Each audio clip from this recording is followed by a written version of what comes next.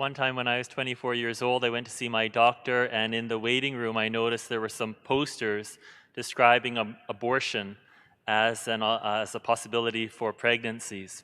So when I went to see my doctor, I asked her if she recommended abortions. She said she didn't want women to have one, but she would let them make the choice. We talked about it, and then that was that. A few days later, I talked to my friend Stephanie Gray, and she suggested that I should actually write my doctor to point out the inconsistencies of her moral position.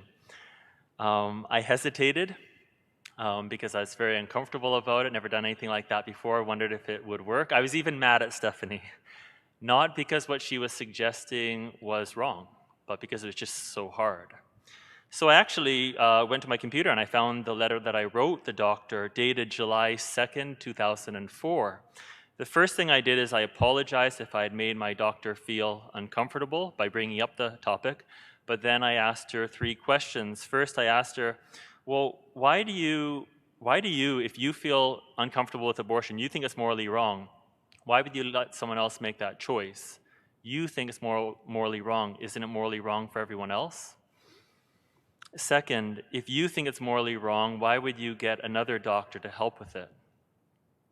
And then if you think it's morally wrong, why do you turn that part of yourself off when dealing with your patients? She never wrote back, and I decided I would go find another doctor because I wanted a doctor who was truly pro-life.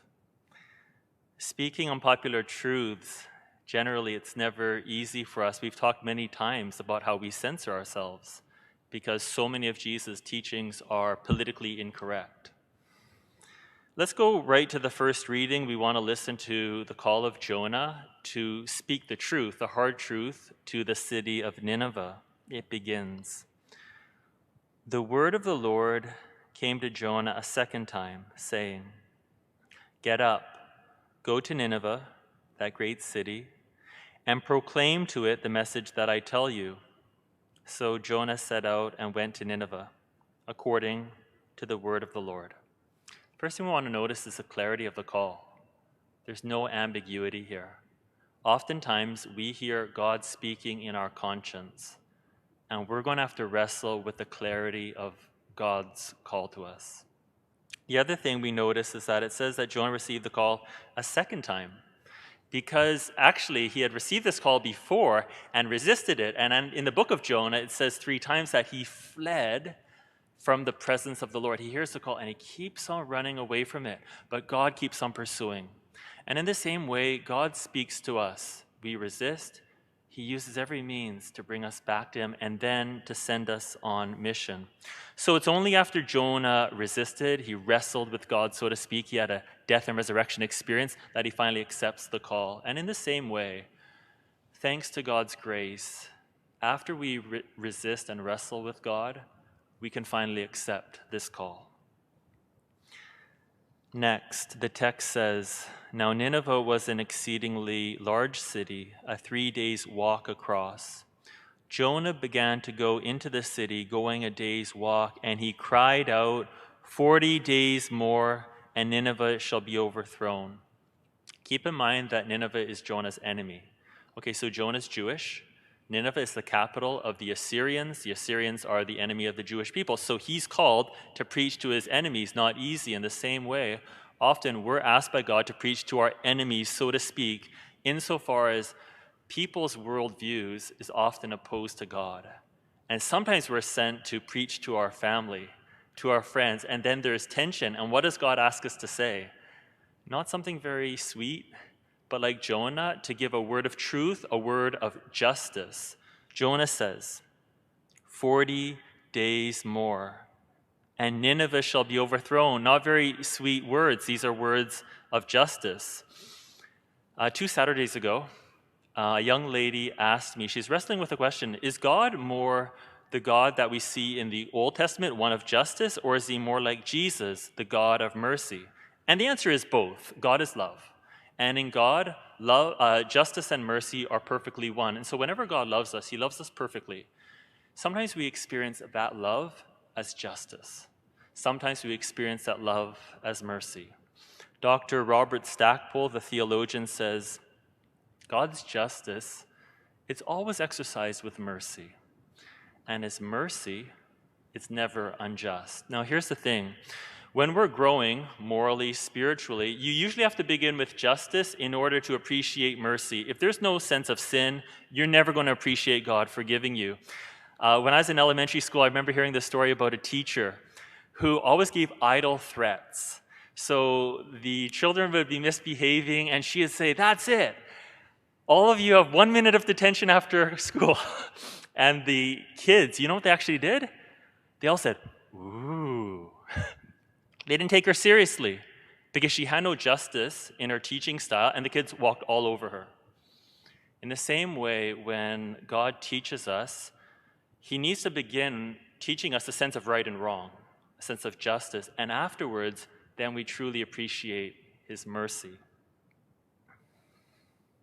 The last part of the reading says, "And the people of Nineveh believed God. They proclaimed a fast, and everyone, great and small, put on sackcloth. When God saw what they did, how they turned from their evil ways, God changed His mind about the calamity that He had said He would bring upon them, and He did not do it." It's beautiful. The people respond the way God was hoping, so they repent. They change their moral conduct, and God doesn't punish them. So here we actually see that the God of justice in the Old Testament, book of Jonah, He also is one of mercy. And so many times in the Old Testament did He forgive. He would threaten the pagan nations with punishment, and then they would change, and He would forgive them. And so often that happened that the Jewish people would get a bit frustrated with God. They were thinking, can't wait for God to punish our enemies. They've been so bad to us, and then He would forgive them. So He is also one of mercy. We're now in our annual pro-life season here at this parish. And for those of you who started praying with us during these last few months, I just want to get you up to speed with where we are. So for many years here at St. Anthony's, we talk about pro-life. We talk about abortion, so we're quite comfortable about talking about it. And whenever I ask people, you want to be challenged? Everyone says yes. You want to hear a hard truth? They say yes. So we do talk about abortion very frankly. We talk about pro-life for two reasons. One, we want to stop the killing of preborn babies. And two, by starting with the truth, then we can help people find mercy. Here is a graph of causes of death in the world since the beginning. Do we have it, gentlemen? There it is. Since the beginning of 2021 until January 22nd. So causes of death in the world for the past, let's say, 3 weeks. So the flu worldwide has killed 29,000 people. Suicide has killed 63,000. Vehicular deaths, 80,000. Death by HIV and AIDS, 99,000. Alcohol has killed 148,000. Since the beginning of this year in the world, COVID-19 has killed 272,000 people. Smoking has killed 297,000, cancer has killed 488,000, and abortion has killed 2.5 million. According to this, abortion is the #1 cause of death in the world. Protecting ourselves against COVID and fighting it is very important because it's hurting people and we should continue this fight.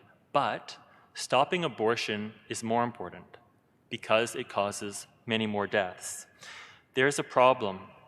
When a lot of us talk, we talk like fighting COVID-19 is the biggest issue of our time.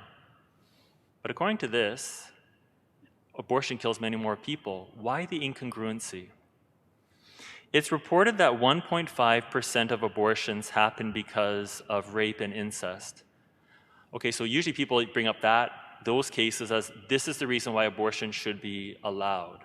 But even if we were to take out 1.5% of 2.5 million cases of deaths, murders, that would barely change the number. 74% of abortions are said that they had an abortion because the baby would dramatically change their life. Is that still a good enough reason to have an abortion? And if people are if they permit the 1.5% of cases, shouldn't they fight against the rest of the abortions? that happened for poor, very obviously poor reasons. For the sake of consistency, if more people were dying because of COVID than abortion, I would dedicate more time, energy, and prayer to ending COVID. But even if that were the case, there would still be a fundamental moral difference between contracting COVID and committing abortion. And it's this: when we contract COVID, it's rarely an intentional act. People contract COVID usually just unintentionally, and I can't think of anyone who actually purposely tries to harm other people by giving them COVID. Some people are careless, which is wrong, but it's an indirect threat. But abortion is always a direct murder. It's always a direct taking of the life. And in Canada, you can choose to do it according to the law. The law allows you to directly take that life for whatever reason, and that's wrong. Changing our attitudes and behavior because of the facts, it's very hard. Most of us aren't used to looking at certain facts. We don't like certain facts, but I think the facts are clear. And I know God's call is very clear, and that's something we have to face. That's our duty if we're trying to be people who live in accordance with the truth. There are two things I'd like to suggest we do. First is 40 Days for Life. Here are some pictures of what we do. What we do is we stand on archdiocesan property. We pray for an hour, we take turns, we don't confront people, but we're making a public witness to the right to life. And we're praying that abortion will end at BC Women's Hospital. This sign up for 40 Days for Life will be on our parish website next week, and we're starting it Thursday, February 18th, the day after Ash Wednesday, and we'll do it for 6 days until Tuesday, February 23rd. The second thing I'd like to propose is that in 3 weeks' time, we finally do something we talked about starting 2 years ago. So 2 years ago, I said, we're growing so much as a parish. We're becoming more comfortable, more confident, more courageous, and abortion is killing so many people, and I think we have to step it up. And so I said, I think we should show images of what abortion actually does. We should face the truth head on. I asked you, give me feedback. You remember this 2 years ago, and got lots of feedback. Vast majority of people did support it. With the one caution, a very wise one, parents said, Father Justin, just let us know when we will show the pictures. That way, if we've got little kids in our family that we don't want them to see it, they're not ready yet, then we can not let them see it. That's very wise. So, I think it's time. And now that we're on YouTube, it's just such an easy way to say, well, if I'm not ready to see these images yet, I can skip it, or I don't have to watch that part of the homily. Again, we'll do this, I think, in 3 weeks' time, and I'll give you lots of notice, just so that we're all prepared. All deaths are tragic. All murders are wrong. But when an injustice is invisible, it's much easier to ignore it. When the world saw the video of the police officer's knee on George Floyd's neck, we were just so angry, and rightfully so, we're all shocked. When people have the courage to look at the images of what abortion actually does, something inside us changes. When finally I saw pictures of abortion, that's when I just couldn't go along with the crowd anymore. A lot of people look at the graph, they say 2.5 million, they still hesitate. They're thinking, well, those aren't really people. But if we see the images of aborted babies, that will prove that assumption wrong. God's call is very clear. Jonah answered that call, and thank God the people of Nineveh repented. We're going to end now with a short testimony from one of our brothers about God's justice and mercy, and it was filmed here yesterday. Hi, my name is Eric, and while I'm reluctant to share this in public, since becoming devoted to Jesus, I have felt compelled to tell this story.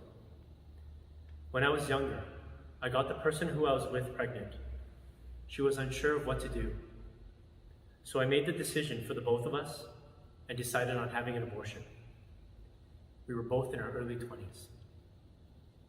As I now reflect back, I realized the only reason I chose to terminate the life of my own child was because it was going to inconvenience my life by placing a burden on it that I didn't think I was ready for. Another truth is, until I started believing in Jesus, the abortion never bothered me at all.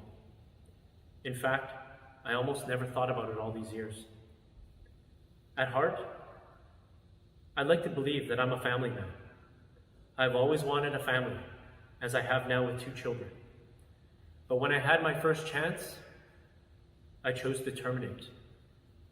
The thinking was, for me, there was always more time, always another chance. Then 3 years ago, I was seriously hurt while playing ice hockey. It left me very close to full paralysis. I required surgery through my neck to get to my spine. The end result was a left arm that couldn't move. In the month after, I realized how very close I came to not getting a chance to having the family I have always envisioned for myself. The truly damning part was how, according to the infinite wisdom of our contemporary culture, nothing was wrong with it. Not the choices, not the killing, and most certainly, nothing wrong with the end. Welcome to contemporary Canada. I could start to see everything wrong with the way we were educating people. Nothing wrong with casual sex when you were 15, just use birth control. Nothing wrong if birth control fails, just get an abortion. There's nothing wrong with abortion. Everyone else says it's okay. And the biggest lie of all, there's nothing wrong with killing your baby. It's just a bunch of cells. I started searching for a better way. As my search was leading me to Jesus, my wife, my now wife, Sandra, became pregnant. This time I heard abortion is always a choice from certain family members.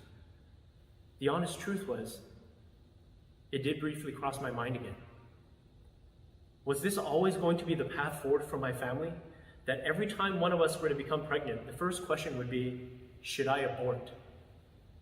If the conditions weren't perfect, should I abort? If I didn't have enough money, if the man wasn't perfect, if the baby wasn't perfect, if I had a vacation planned for 8 months later, should I abort? This cannot be the way for any family to exist. There's no future in this. So I did what I never thought I would do. I trusted in Jesus. As I read more, I started believing the truth of everything he taught. When my daughter was born, my arm was around 60% strong. I couldn't lift heavy objects, but it was just good enough to carry her. As she got heavier, my arm got stronger. Always just strong enough to carry out the duties required of me as a father. Now that she's a big, healthy child, my arm feels almost as strong as it used to be. God, in his mercy, was granting me an incredible chance to right my sinking ship. As I mentioned earlier, since following Jesus, I have felt compelled to tell this story. While God has forgiven me, this must never be forgotten.